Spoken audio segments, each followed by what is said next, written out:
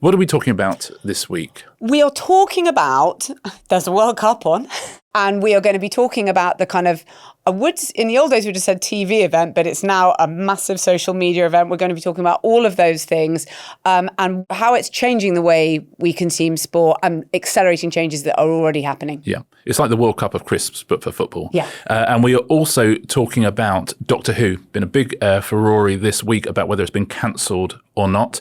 We'll be telling you exactly what's happening with it, and I'll also be telling you who should be the next Doctor. I have, I think, the perfect next Doctor. The Rest is Entertainment is presented by Octopus Energy. Now, fan mail is one of entertainment's strangest bargains. You send total devotion one way and the understanding that nothing may come back. Certainly in our day, you would write to a film star or a singer. I wrote to Howard Jones, and maybe 3 months later, a sort of signed photo comes back that's clearly pro forma. You know, that you know Howard's never really looked at. Steve Martin used to have the pro forma sort of thing, which would just leave blanks, like insert, like small detail to make a joke about how completely impersonal his personal reply to you was. And it was just like a standard thing. Impersonal is interesting. That's why we're talking about this, because with Octopus Energy, you always can reply to their emails. And not only can you reply to them, they will go to the same small group of people who always deal with you. That's like unbelievable. It's almost unprecedented that a company you're giving your money to will actually respond to you. Are contactable in some way. Shall we talk about the World Cup? The World Cup. I mean, I'm still giddy from Ivory Coast 1, Ecuador 0. Yeah. So forgive me if I'm breathless. There are 104 matches, obviously, 48 teams. It feels like more. That haunted cue ball, who I absolutely hate, FIFA President Gianni Infantino. Can I just say right off the bat, bring back Sepp Blatter. Blatter in, okay? Who would have thought? Infantino has promised 100, at the start of this, he said, think of 104 Super Bowls. Okay. Oh my God. I don't know if you watched Qatar, Switzerland, like we all had to, because that's the timing of it all. I quite like a Qatar, Switzerland. I like countries that would never ordinarily have anything to do with each other. They're two of the great geopolitical mediators, of course, Switzerland and Qatar. But you know what? I don't think Guy Mowbray mentioned it. No. We will talk about it as a TV or a media event, because if you're lucky enough to be at the World Cup, well done you. I hope you have a brilliant time. But obviously for the vast majority of people, this is experienced as a TV and now a sort of social media or other platforms event. The timing of it, particularly for us in the UK, has meant that, you know, it's quite obvious. You try and sit down and you think, I want to watch the World Cup now, and you really can't watch any World Cup till very, very late. Yeah, some games at like 8 or 9 p.m, but there's 11 p.m. games, there's 2 a.m. games, there's 5 a.m. games. Just because of the time difference, it is a very, very difficult World Cup for us to watch. What we really want, what we really love, is a World Cup where there's a game at 10 in the morning, there's a game at 2 in the afternoon, and then there's a game at 7. That's the perfect World Cup for us. I disagree. 2, 5 and 8. 2, 5, and I like a 10 in the morning. We have jobs, so it's hard. No, absolutely. But the whole point of a World Cup is how do you fit your job? How do you fit your job? And I want to walk through an office where everyone is pretending to work, but they've all got their computer on and they've got the BBC Sports app showing the game. Okay, but I mean, for everyone who's not in offices and different types of jobs, no, I think 2, 5 and 8 is the optimal World Cup times. Maybe we'll get some more of that next time around. My favourite thing about going to America is always you can watch Premier League football at sort of 10 in the morning. Yes.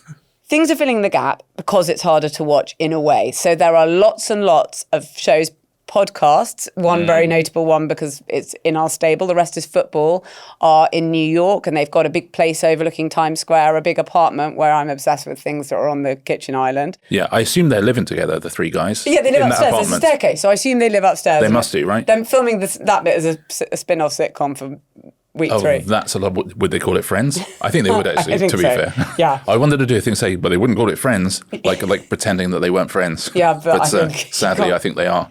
It's not like Rory and Alistair. No, I watched that sitcom. I would watch that. Is it a sitcom? That's like is The Bear a sitcom? It'd be quite stressful. Yeah, it was a stressful two-hander. And anyway, so stick to football. They're on YouTube. Obviously, there's lots of podcasts. The Guardian have got a very successful one, World Cup Daily, which is doing very well. Piers Morgan is doing a World Cup Uncensored, some sort of spin-off of the kind of main Rage Bait brand, which has got him, Simon Jordan and John Terry. Oh my God. Even James Corden is doing something for Fox After Hours, which is a kind of spin-off thing on it. everything's a bit like a sort of airport Weatherspoons, in that whenever you're watching it, everyone's got a sort of pint or a glass of wine, and it's kind of fine, I think. Yeah. There would seem to be a focaccia on the Rest is Football. Oh, the Rest is Football, table, Kitchen Island the other day. But it is harder to watch games, so clips and punditry are really filling a lot of gaps. And they're sort of doing that in general anyway, which we'll come to. Well, it feels like virtually the whole of media has turned into an episode of Soccer AM. Yeah. But slightly less well funded. But yeah, what do you do when you don't have the rights? Because of the timing of it, people want stuff. And also, I do think that people are changing the way they consume sport. The Rest is Football seems to work by it kind of drops at 6 a.m. every day. You can switch on Netflix.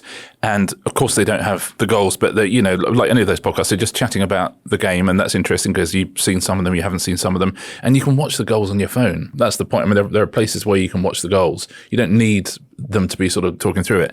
So it weirdly works. We'll talk a little bit more about the whole thing, but I will talk later about what I think this means for Netflix, because I think it has a real significance. I think the Rest is Football is going to have a real significance for Netflix. Okay, let's talk first about all of this kind of, I don't know what you'd call it, like ancillary stuff, everything that's on YouTube. Let's call it Soccer AM. Is it all clips? Because there's so much stuff now. You see a clip, the holy grail of sort of going viral, creating noise. I always think of it as there is an answer to it, but it's a sort of yes, but why? Yes, but why? Okay, is it successful if something goes viral? Yes, but why? And actually, in the end, when you get down to the ultimate yes, but why of this, for all of these things, it is about discovery of your show, your podcast, or whatever you do, and it's about subscriber acquisition. So it turns a piece of a pretty cheap content into something that drives customer acquisition for whether you're doing some sort of... So it also... And you get more sponsorship and better platform distribution. It also, by the way, goes even deeper than that, which is for the individual people on those shows. It is good for their personal brand. And there are ways that they can monetize. They can just go, look, I had over 200 million views on this. Perhaps you want to book me for your conference. Yeah. When Gary Lineker in the last Euros said England played shit, I mean, it's something that any of us would have said to each other, but it was because it was different to how he was speaking on the BBC. It was a massive sort of viral moment, and it was very good for the Rest is Football. Yeah. It drove a lot of sort of subscribers, and it drove a lot of discovery and so on. I always find it amazing after saying that he's still at the BBC. I find that... I'm sorry? No, I do find it amazing that Mika and Alan are still at the BBC. Anyway, we will get onto all of that. And so we know that the internet rewards strong opinions, tribalism, and conflict. Welcome to sport. Yeah. And all of these clips are really like, do you strongly agree? Do you strongly disagree? Can you strongly not wait to be able to share this in a mocking way when it's proved wrong? Can you believe... That's essentially the three things of a football clip. Essentially, can you believe what Shearer said now? Yeah. And they all slightly do it. And even actually, once you start seeing it, you think, oh, I see Gary Lineker saying, if the USA go all the way, I'm going to present this in my pants, which we know he's said before on Match of the Day about Leicester 10 years ago. Gary Neville the other day talking about if they've got all this technology, why won't FIFA show us to us? It's like a dictatorship. I thought, I love all this stuff, but then that's for ITV and that goes viral. And it's a way of... Yeah. All of this stuff sort of exists as, even Alexi Lalas, who none of us really want to watch the World Cup via Fox at all. But I'm now aware of what they're doing because Alexi Lalas said about James Corden, oh, he's a full kit wanker. And so now we're like, all right, I see. Alexi Lalas is doing Fox. It is. Yeah. And also he's trying to tell Zlatan Ibrahimovic about football. Yeah. Which is interesting. Lalas I can strongly live without. He's hardcore MAGA. But what I think it's interesting is that all of this, and particularly over here, as I've said, because of the timing, it's all about these changing habits, which is that young people are not abandoning sport, but they just consume it totally differently now. Full match viewing is becoming a much smaller part of whatever sports consumption is. The matches weirdly feel like a slight interruption into the flow of banter. Content. Yeah. Because you do think, oh my God, I've been really enjoying everything, and now I'm going to watch 90 minutes of this. Yeah, well, I know, people can't read a whole book any longer. I think the same is happening to football. So do I. I really do. Yeah. I think we're finding it almost impossible to sit through a whole match, and that used to be the dream. You used to go, oh my God, the match is on, and it's like, what's happening? And I've got an hour break, and I have the next one, and then an hour break, and the next one, and that's But now it's like you watch the first 10 minutes just to look at the kits. And then you keep an eye on your phone just in case it goes to like 3-3 or something. You think, oh, I've got to watch the last 15 minutes of that. But yeah, I think the football match is going the way of the book. Yes, which is, we'll all have our views on that. I definitely think it's bad with books. But younger fans, it's sort of highlights, clips, social content, athlete-led social content that's around the edge of it, and punditry. And all of this is set up this time round to cater to that, partly because of the time zone, partly because of people being forward-looking. And if you look at what all the different broadcasters have done, there was an interesting poll done by YouGov saying that there's a whole thing that like, oh, Gen Z, they don't like sport. That's not true. No. 74% of 18 to 24-year-olds follow sport regularly, but only 30% primarily watch full games. 34% say they prefer highlights over full games. But I would have thought that has actually even gone up, the 34% since they did that. So they might watch 10 minutes of highlights, some TikToks. They might have a 45 or even a 60-minute podcast about it all. But that's all adds up to, I suppose, yes, perhaps it all adds up to 90. But it's not 90 as we knew it. Yes, it has become a completely different game, but the amount of money in it is so absolutely beyond enormous. Firstly, I think our attention spans can't take 90 minutes of a football game anymore. But secondly, everyone wants a piece of that. You know, it's like the weapons industry. There's a lot of money in it. So even if you can get 2% of it, then you are making out like a bandit. And so everyone is really, really vying for the money, for the sponsorship money, for the attention money. The rights are almost becoming a burden. Yes. So if you look at the US broadcasters who feel like, you know, with CBS, we have to have this stuff going through our pipes. It's insanely expensive. It actually doesn't pay for itself, but it brings people, there's some sort of halo. It costs a fortune to get any sports rights. And almost everything that we're talking about here has no rights of any type. They don't have highlights. They don't have anything. And TikTok have got some rights this time. And TikTok can stream a couple of full games, I think. YouTube have got packages. They're trying to sort of attract other creators, all the broadcasters, as a forward-looking thing to say, it doesn't have to be this. It doesn't, you know, if we don't have the rights or whatever, we can still have something around this. Yeah. As you say, the weapons industry. The numbers for the games are still huge on terrestrial TV, and, you know, there's games getting 4.5 million. Yeah. The Scotland match got like 1.7 million at 2 a.m. Yeah. You don't need to know much about TV to know that's quite a big audience at 2 a.m. But if you think of the money they spent for it, for, you know, 3.5 million viewers, it's amazing. It's great for a channel. But you could be in a loft in New York with a couple of cameras getting clips that go crazily viral with far more than 3 million people. And that's the business we're in now. You know, I would have thought the rights to live broadcasting sports, I think there's an interesting future for that. So do I. Because the noise around sport is becoming much more lucrative. The attention than the is sport. Becoming bigger than the sport itself. I couldn't agree more. In that case, can I just get on to some of the sort of standard so-called controversies we've been seeing? Like, the BBC aren't going, they're doing it from Salford. I couldn't care less, by the way. Do you know what? It's not even a football country. So I'm sorry, I have to say that when I see, like, everyone's England? Like, no, the US. So when you see, by the way, this is no shade on ITV's set, which is obviously amazing, and they've got the Brooklyn Bridge in Manhattan in the background. But I don't think there's something about football countries. So when Spain and Morocco have it, if they have, you know, Sagrada Familia in the background of Barcelona, and you're looking at that, it's like, oh, that's football, because Spain is a football country. But when I see the Manhattan skyline, whilst amazing, I don't immediately think of football. So I literally couldn't care whether they're there or not. I honestly couldn't. I think it's a real object lesson in... The BBC are currently going through lots and lots and lots of cuts. I think they announced this week they might be losing 10% of the news division, for example. But they're trying to find lots of places to make cuts. And this is a perfect one. You know what? It's great to have everyone out there because you get the vibe of the World Cup and it feels very special. They don't need to be there. If you see, they've got 3 great presenters, Kelly Cates, Gabby Logan and Mark Chapman. They've got a great set, a great studio. Yeah. They're following the match. They've got reporters out there. They're watching stuff on their phones just like we are. They are immersed in this tournament. And it has saved millions to it's not pathetic. send it's everyone such a over there. Route, and it's all made by the enemies of the BBC, who, by the way, if they had sent them, would be like, I can't believe the BBC is spending this much money on a football. There was an amazing jolly. Telegraph headline about it's the work from home World Cup for the BBC. It's so pathetic. You can't win with these people. You can't win at all.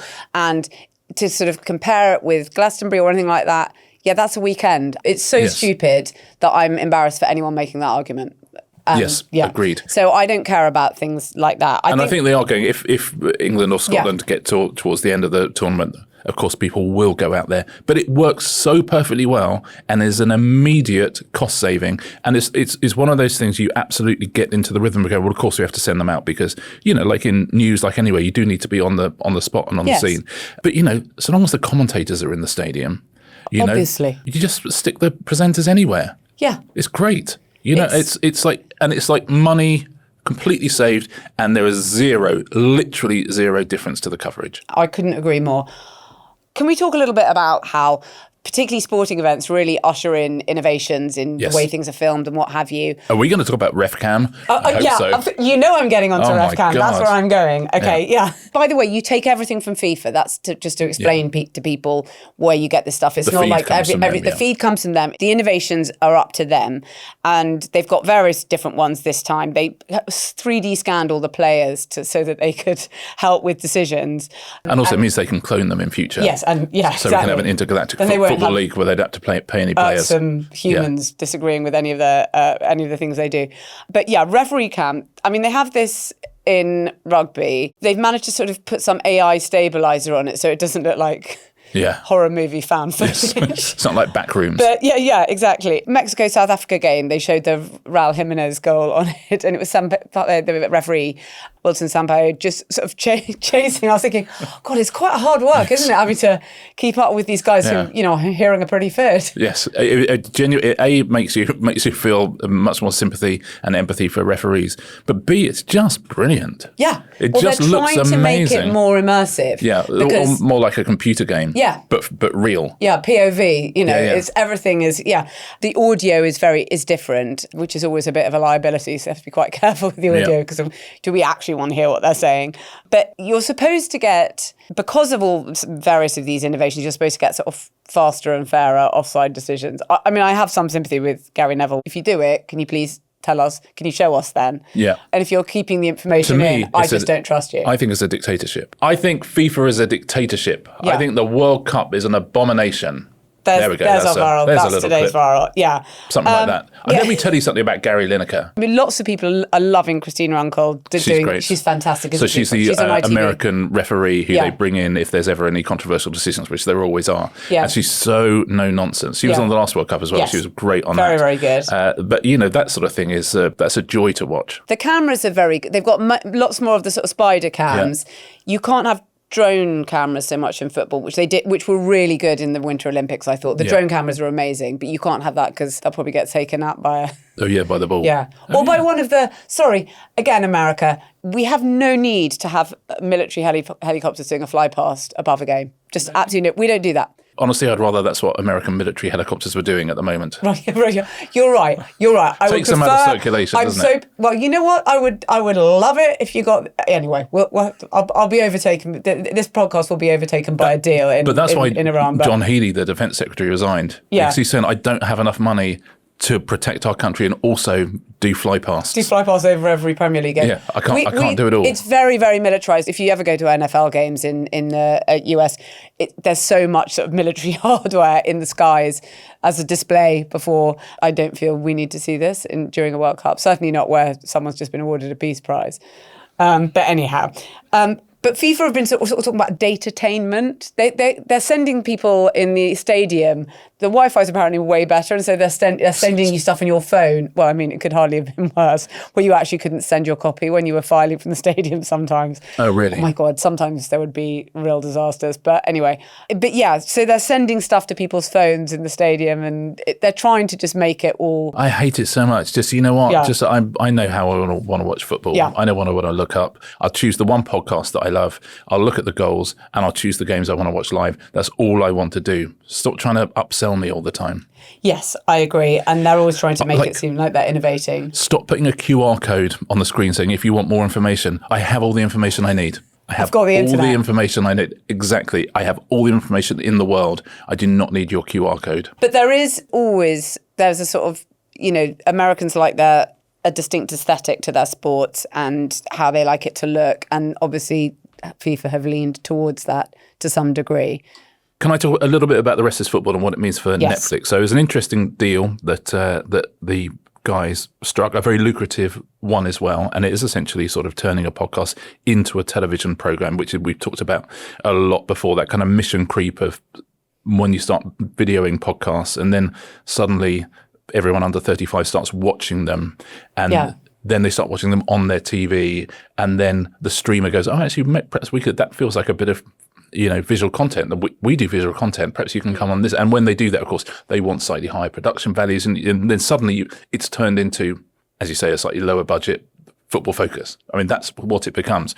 But if you look at the rest of football, Netflix for a long time have been desperately trying to get into the world of scheduled television. So they do Pop Culture Jeopardy with Colin Jost and things like that. They want people to come back every day to watch the same thing in the same way that terrestrial TV is always done. They want you to stay longer on the service because at the moment I think there's some dispute whether it's an hour and a half or 2 hours that people spend on Netflix, but I think it's closer to an hour, and that's it. They want you to spend much longer than that on the service. And the best way of doing that is have a show that's on every day for you, that's like an hour and a bit long. And the rest is football, ever since it started. It's been in the top 10 an awful lot since it launched. And often when you launch a show, it is in the top 10 because of the way the algorithm works. But if they can, as the tournament progresses, stay in that top 10, 3, 4, 5, 6 weeks, and also they can show to Netflix viewers that you can turn on your TV and there's a new episode of the thing you liked yesterday, and it's live and you can come and watch it. It's just a way of changing that consumer behavior. And it's a really good sort of Trojan horse to get people to understand sport, that. Sport particularly. Yeah. And we know that they have had some sporting rights, but they say they haven't, and they say they don't. They say everything. Never believe Netflix what they say, but they want to have sports adjacent stuff. Yeah. So particularly when you've got something like this happening, the World Cup, which is obviously a kind of daily, iterative, incredibly compelling attention event. They're desperate to get into the world of visualized podcasts, because visualized podcasts are the absolute holy grail, which is there are a lot of them. They have a loyal audience who want to see the next one. They create a big library as well, but they're very, very, very cheap. Yeah, and you leave them on. Yeah. Almost as though you used to leave the TV or the radio on in the background. And as you say, the World Cup is the perfect opportunity to say, this is a destination for that if you would like that. Because none of the visualized podcasts have really taken off and none of their scheduled program has really taken off. It makes a lot of noise, but people are not being driven to it day after day after day in the way that, BBC Daytime has with Homes Under the Hammer. Yeah. Netflix essentially need their Homes Under the Hammer. You're compelled every day to go there. And at the moment, the rest is football is Netflix's Homes Under the Hammer.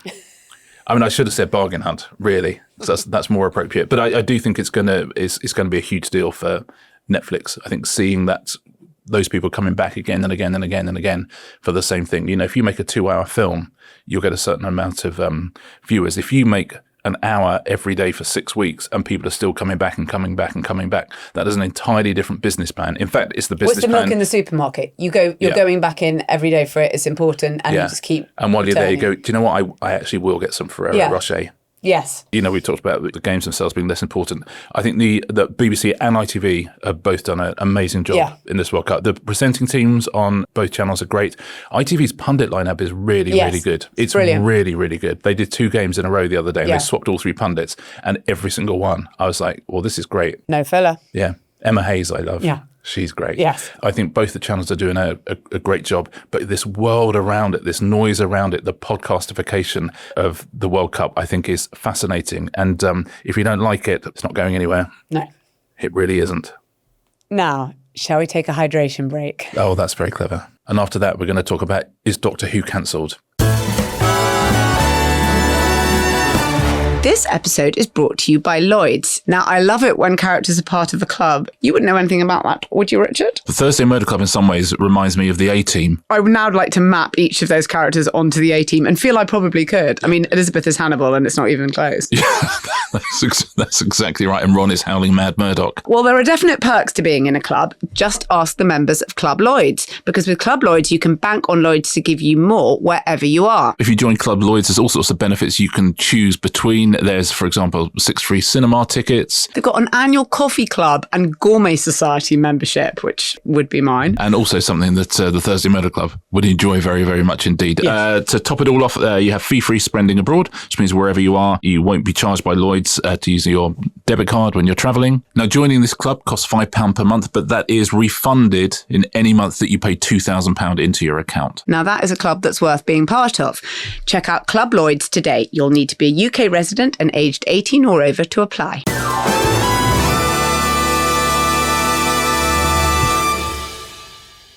Welcome back, everyone. We're about to talk about Doctor Who, but you're doing another live show without me.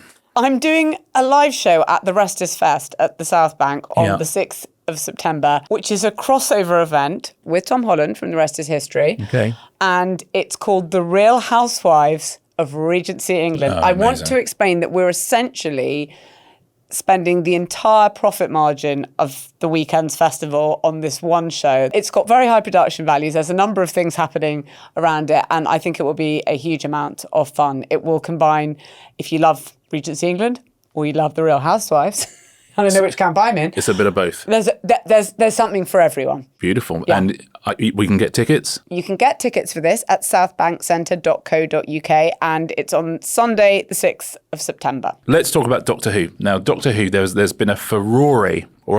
What's happened, Richard? In the news this week, because the BBC have announced that they are cancelling the upcoming Christmas special, and they are putting Doctor Who out to tender. And the fan base, and indeed the newspapers, seem to have taken the expression out to tender to mean out to pasture. So there's been lots of headlines saying Doctor Who has been cancelled. I won't string this out too much. It has not been cancelled. It has been the opposite of cancelled. What's the opposite of cancelled? Continued, I guess. So what has happened is this, and I'll explain what being put out to tender means Can I just say where we finished, okay? Yeah. The last that audiences saw was last May, 2025, which ended on a cliffhanger where Ncuti Gatwa, the current Doctor, regenerated into Rose Tyler, who, if you know the show, is Billie Piper and was one of the Doctor's companions right back when Russell T Davies, the showrunner, first brought this show back in 2005, and he was the showrunner from 2005 to 2010. Then other people took it over, and he returned in 2023. When he returned, there was a co-production deal with Disney Plus, which I will get into all of this. Anyway, And that was the last episode, essentially, of that Disney Plus deal. So Disney Plus pulled out after that. Their money came out as well, which is sort of bad, but, you know, these things almost always happen. Disney needed it to be a certain thing. BBC needed it to be a certain thing. And it didn't tick all the boxes for everyone. So Disney pull out. And the BBC go, no, listen, we're carrying on. We're going to do this Christmas special. So this news this week that says, we're not doing the Christmas special and we're putting it out to tender, I think as understandably makes everyone think, oh my God, is that the end for Doctor Who? True story. I've tried to speak to people from every side of this story. And what happened was, so in 2025, Disney pull out. The BBC are still absolutely saying, no, we are definitely going to carry on with Doctor Who. What we will do is we're going to put this out to tender. Again, I'll explain what that means in 2028 to 2029. That was the original idea. At which point everyone goes, we should do a Christmas special to, you know, sort of bridge that gap, because that's a long time. It's currently made by, or it was made by Bad Wolf. Yes, who are an independent production company. Yes. But BBC own the rights. Bad Wolf made the show. So they said, look, we're going to put this out to tender. And because the BBC were dealing with Trump and Charlotte Moore, who was the chief content officer, was leaving, and Kate Phillips was coming in. So there was a lot of churn at that point. And as soon as Kate Phillips probably gets her feet under the table, she said, we're going to put it out to tender now. Because the whole point of putting it out to tender is, this is a big deal for us. This show is a big deal for us. It's the opposite of saying we're going to rest it. It's the opposite of saying we're putting it out to pasture. It is saying this show is a big deal for us. We want to have this, give it multi-series. We need now to find production companies to pitch into us to say they want to make Doctor Who. So as you say, Bad Wolf make it at the moment. I don't think that they will pitch to do the new one, because Bad Wolf are very successful at the moment. And, you know, Doctor Who it's quite a burden to carry. It's almost like being, you know, the owner of a football team if you're in charge of Doctor Who. Yeah. There's a lot of politics to come with it. There's a lot more fear and loathing in it. We'll get onto the fandom shortly. Yeah. Production companies can now pitch to make Doctor Who. That contract is up for grabs. And the BBC do this all the time with all sorts of shows that they own the IP for. So something like Fake or Fortune, that went out to tender. Songs of Praise went out to tender. Mastermind, stuff like that. These shows where they make it, and it is beholden on them to say, what's the best way we can make this? Can we keep it in-house, or has a production company got a great idea about how to make the show? So BBC Studios could pitch within this process? BBC Studios could absolutely pitch. BBC Studios almost always win these tenders. Yeah. And sometimes it's because they, like something like Fake or Fortune, BBC Studios make it anyway. And so they have those talent relations. They have the cost savings of knowing how to make it. So, BBC Studios usually are at an advantage. In this case, of course, it's been made by Bad Wolf for a long time. So they don't have any kind of incumbency advantage. However, one guesses they might win it, I would have thought. But I think there's various ways that you can win this pitch. If you, for example, and he wouldn't do it, I'm sure, but if you were an independent production company and Jack Thorne said, I want to make Doctor Who and I'll make it with you, then you may well make that pitch. If you are an independent production company and you see the importance of all the incredible ancillary rights to Doctor Who and the kind of extended universe, and you have an incredible pitch that includes lots of digital media and has like a really, really forward-thinking way of making Doctor Who, you might win the pitch as well. If you've got an incredible piece of talent who has agreed to come on board as Doctor Who and he's only going to work with you, you might win that pitch. But the process now is production companies will go into their bunkers. They will think, how will we make Doctor Who? How do we make it for that budget? Do we keep it in Cardiff? I think it'd be impossible to win this pitch and not keep it in Cardiff, by the way, because it's such a big deal to the area and to the production hub there. So I think it will stay exactly where it is. But they'll be going away. All their development people will be around, knocking up a huge document. It's a funny one. If it's BBC IP, if you're Bad Wolf and you're making Doctor Who, it's not the biggest money spinner you're going to make because it doesn't belong to you. No. But production companies these days are far more sort of companies for hire. Since the world of streaming, where streaming always keeps the IP, for production companies to stay afloat, now they have to take some of these gigs where you're not making as much money as if you'd invented Doctor Who. So 50 companies will pitch. The BBC will cut that down to 4. They will be invited in for extra pitches, to absolutely kind of go through every single detail of what it is that they want to do, how they're going to fund it, who the talent is behind the camera, in front of the camera, all of those things. And the BBC will eventually choose a winner in that process. But that hopefully is the thing that reassures Doctor Who viewers that this is not being put out to pasture. Is the exact opposite of that, which is the BBC see a long future for it. They have to find a way of future-proofing it, of making it in a way that that works for them, works at a price that works for them, that hopefully retains the integrity of that production base in Cardiff. But it's an enormously positive move, and the idea with the because it's been slightly clouded by the fact that Christmas special was cancelled. But as I say, the idea was they were going to put out to tender in 2028. As soon as they said we're putting it out for tender now, you can't make the Christmas special because the canon of the show would be affected so much by what they were about to do with the whole, Ncuti Gatwa to Billy Piper thing. It's just, you can't lay that on the next, there are companies out who are working on where they take the Doctor Who universe. And if you're about to drop an enormous Christmas-shaped bomb in the middle of that, it makes that process impossible for everybody. So that's why it does. I mean, we'll get on to the fandom in a minute, which, like all fandoms, I don't want to completely homogenize it because it's very factional. We have to say why this has happened. To some degree, we have to be honest. The ratings were not there. That's why Disney got out of it, because it didn't work for them. And not only that, the BBC cannot say that. I mean, the fact that the BBC are doing it at all tells you that the ratings are there for the BBC. I agree. There's but enough what of them. Is it for the BBC? Yeah. Is it like when Kate Phillips came on the show? She's the chief content officer of the BBC. She talked about what she dreams of for shows, that they're those 3 Gs. It's basically like all different generations sitting down and watching something together. And when I say historically, I'm talking about from the 2005 return that Russell T Davies triumphantly created. It was that show, but that was a different, that's now 21 years ago, and that's a totally different linear era. And the difficulty with, it's sitting on a streaming service, Disney Plus, but it's also, and obviously on iPlayer as well, but it's also, is it still this thing that people might sit down at, 5:50 or 6:30 or whatever it is on Saturday evening to watch? I will say that Ncuti Gatwa, I don't feel that he understood that the sense of what that role is. And it's a different role to lots of things. I probably won't be the last time I mention Bond, but it's a bit like being something like James Bond. It's a big different responsibility. thing. It's a responsibility. Yeah. It's an ambassadorial role to some degree. And I don't feel first of all, he didn't ever in interviews come across as particularly enjoying it. Maybe that's just the personality type. I don't know.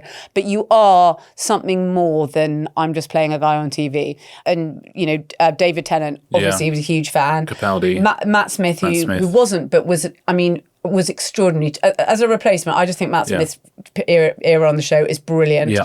And Peter Capaldi, who was another huge Doctor Who fan. All of those people understood that they were essentially in. It's funny, isn't it? It's a very unusual role. It is.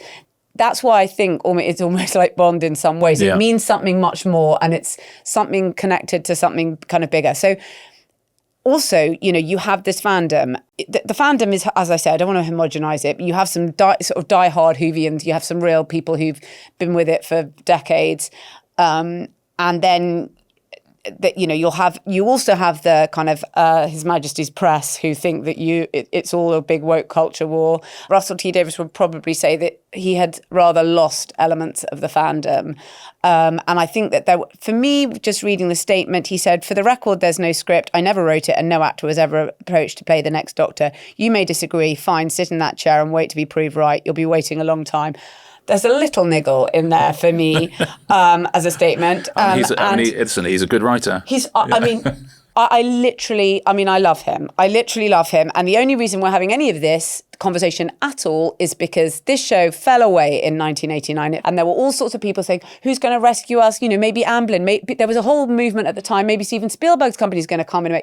Well, it didn't happen, guys. Okay. And this show that we are even talking about now, Russell T Davies was working at CBBC, I think, in 1989. And in 2005, he brought it back in this absolutely triumphant way. And that's really the reason why it's sort of in the mix in this conversation. It's a big beast, the culture around the show. I say it's very like being the England manager or being the chairman of a football club. I mean, it will end in failure, whoever you are. At some point, your exit will always be ignominious, always. In that last episode, there's so many different things happening. There's like the reality war is happening, without getting too into the absolute lore of it if you don't watch it, but the reality war is happening. An extraordinary thing has just happened in terms of a regeneration.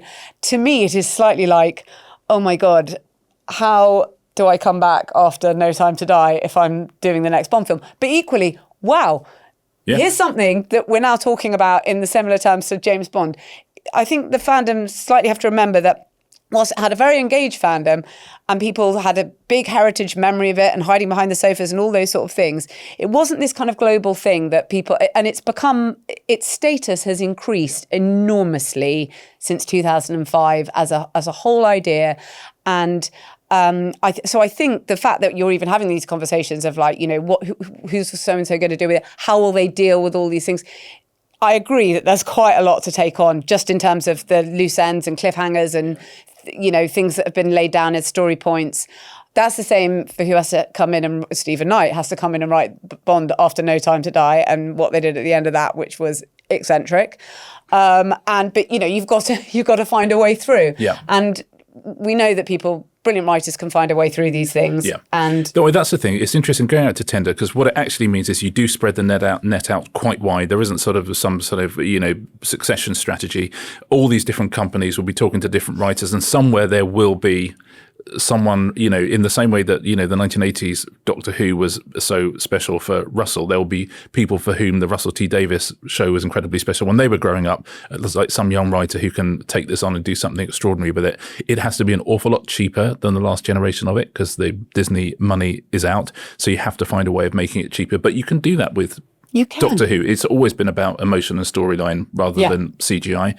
The BBC tender quite a lot of things, and I'll say this, there is not a single show that they have tendered which hasn't gone on to have multiple series afterwards. They've never done a tender and gone, actually, we're going to get rid of this, or done a tender and they do one more series and it disappears. Every tender the BBC has ever done is for a show that they are absolutely committed to and that they want to go forward with. So it's not the long grass. It is not the long grass. Opposite of the long grass. Even though people think it is at the moment, it's not. It's really, really not. It may well be, just to deal with the financial side of it, that some of these companies bring in production partners and bring in foreign money that the BBC doesn't have. So, there's lots of ways of cutting your cloth. But genuinely, it's a huge money spinner for the BBC still, Doctor Who, the kind of universe around it. It doesn't punch its weight in terms of ratings, on the overnights, but that's becoming less and less and less important. So I have to say something. People were like, there was a lot of noise about the Christmas special, the last Christmas special TV ratings, but something that I'm sure we'll talk about more when we come to Christmas is Christmas TV what it used to be? I mean, across the board last year, they had some extraordinary things the year before with Gavin and Stacey and things like that, but actually Christmas TV is not Christmas TV. We have a folk memory of something that doesn't exist anymore. I've got a couple of ways of making it cheaper, by the way, because as I say, lots of people will be pitching, because this tender process has only just started, so there'll be lots of production kind of crews sitting around this week talking about how they land Doctor Who. Just ways of making it cheaper. This is my best way. Ross Kemp as Doctor Who, and the whole series is him sitting around vaping while the TARDIS gets fixed. I love it. It's like, because he's just thinking about what happened, in previous iterations and stuff, but he is just every now and again just going, Does it take you inside the mind of Kemp? Yeah, a little. Well, it takes you inside the mind of Doctor Who. He's not playing Ross Kemp. Isn't he always? Well, maybe, but isn't Doctor Who? I think, anyway. That's, so Ross Kemp sitting around vaping while the TARDIS gets fixed. Yes. Okay. Junior Doctor Who, which is just a whole series where he's on strike and catching up on his sleep. That feels doable. So Torchwood, which was which is, as we know, is an anagram of Doctor Who. So I've got two other anagrams: Hoot Crowd, which is Doctor Who looks after an owl sanctuary, or Owl Hot Cord, which is the Doctor injuring himself on hotel room kettles. Okay, I love all of those. Not bad, is it? Absolutely amazing. Is that so? Ross Kemp is your pick for the next Doctor? I think the TARDIS being fixed and the Doctor having to just sort of go to the betting shop and just sort of wait around, pop into Aldi every now and again. It'd be interesting. Just the kind of downtime of Doctor Who. Listen, what does he get up to? I'd watch it. If he can't travel through the universe. With the right writer, I would watch it. Yeah, exactly. But genuinely, and I've tried to talk to as many people as I can, everyone seems very... I absolutely see where the fandom is coming from. The fandom are catastrophizing to some degree. And by the way, you would. To varying degrees, I think it's fair to say. And you care about it so much. It's interesting, with Ingrid having been in Doctor Who, I quite often meet Doctor Who fans, and to a person, I've found them to be just kind and thoughtful and funny, and the process is going to be fascinating. Something really interesting will come. Do you want to know who the new Doctor Who should be? Who? We've enjoyed very much Saturday Night Live, the UK Saturday Night Live, and there's an absolute standout star from that, George Four-Acres. Wouldn't he be amazing? All the best Doctor Who's can really do comedy. You're talking about Matt Smith, Tennant, Capaldi. Yeah. They can really do comedy, but you could stick them on a Shakespeare and they can do that as well. And George Four-Acres is a great Shakespearean actor and a great comic. Shout. Wouldn't he be amazing? I like that. Yeah. Any recommendations, Marina? I have loved the new Olivia Rodrigo album, which is called You Seem Pretty Sad for a Girl in Love. And it's a whole arc from sort of falling... I like this sort of genre for an album. Because she became famous, when she was 17. And I do think that's that's really difficult, whether you can grow as an artist and you can sort of put... She's absolutely a huge deal. But she's sort of floating above that, and I think she's absolutely brilliant. Robert Smith does a duet on this, and she obviously brought him on stage at Glastonbury for her set, and that was, and I mean, some people just sort of didn't get that, but I think it's brilliant, and you realise it's more developed, that sort of influence on her in this, and they're just great songs, and I think it's really wonderful that she's been able to sort of kick on definitely to a much higher level, because sometimes at that age it must be quite hard to she's become great. A sort of woman artist when you got famous at 17. And we live in a golden age of pop music, I think. We really do. It's hard because we don't believe we do, because we don't all coalesce around the same songs in the same way that we used to, because we're not just sort of a one radio station culture. But the songs are all out there. It's harder to find them sometimes when you're slightly older like I am. I'll recommend there's a new series of 4 seasons on Netflix, the Tina Fey, Coleman Domingo, and the rest of them. And it's very beautifully written, beautifully observed. And if you like the first series, you'll love the second series. If you've not seen the first series of 4 seasons, I would strongly recommend that as well. So it's 2 recommendations really, but the same show. Okay, well, we will be back on Thursday with a Q&A with Tom Hanks. Toy Story 5 is out on Friday, and Woody is here with us. But we're talking about it's really cool. We're talking about quite a lot of other things as well, and it's wonderful. Full disclosure, we've already done the interview, and he's a dude, right? Oh my God, please. Yeah, he's a dude. But we've asked your questions as well. So join us on Thursday for Tom Hanks. On Wednesday, for our members, the bonus episode, which is I'm talking to James Canagasorium, and it's all about capturing the zeitgeist. His company does a lot of work on the zeitgeist and where the zeitgeist is going next. It's really, really interesting. It's a deep dive. That series between the two of you has been absolutely fascinating. If people have not listening to it, it is genuinely brilliant. He's so interesting. You're great, but I knew that already. He's very, very interesting. I didn't know he was great. He's very interesting. Okay, so if you want to join for ad-free listening and bonus episodes, it's thereestisentertainment.com. Otherwise, we'll see you on Thursday. See you on Thursday.